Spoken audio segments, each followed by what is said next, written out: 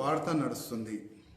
భారతీయ జనతా పార్టీకి ప్రెసిడెంట్ ఎవరు కావాలి, కేంద్రం నుంచి ఒక సిగ్నల్ వచ్చిందని ఆ విధంగా ఒక వార్త అయితే నడుస్తుంది.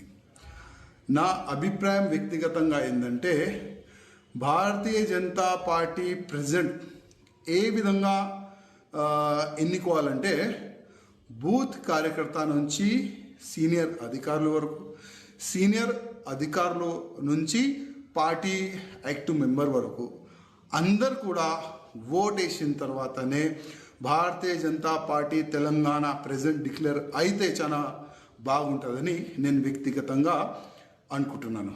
ఎందుకంటే గతంలో చాలా వరకు ఏ విధంగా వార్తలు నడిచిందంటే, ఇది నా మనిషి, ఇది నీ మనిషి, ఈ నా మనిషి నీ మనిషి వల్ల పార్టీ సర్వనాశనం అయింది. అట్లాంటి కావద్దు.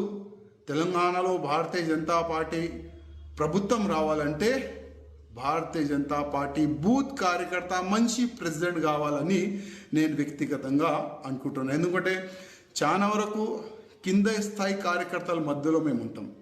కింద స్థాయి కార్యకర్తలు ఆలోచన ఏ విధంగా ఉంటుంది, ఎందుకంటే ఆ కింద స్థాయి కార్యకర్తల వల్లనే వాళ్ళు పని చేసినందుకే ఇవాళ 8 మంది ఎమ్మెల్యే మనం తెలంగాణలో గెలిచినాం. ఆ కింద స్థాయి కార్యకర్తలు బూత్ కార్యకర్తలు పని చేసినందుకే 8 మంది ఎంపీలు కూడా గెలిచినాము. అందుకోసం ఆ కింద స్థాయి కార్యకర్త నుంచి పై అధికారి వరకు మా ప్రెసిడెంట్ ఈ విధంగా ఉండాలి, మేము ఈయనకి ఓటు వేస్తాం, ఆ విధంగా ఒక ప్రొసీజర్ జరిగితే చాలా మంచిగా ఉంటుందని నేను వ్యక్తిగతంగా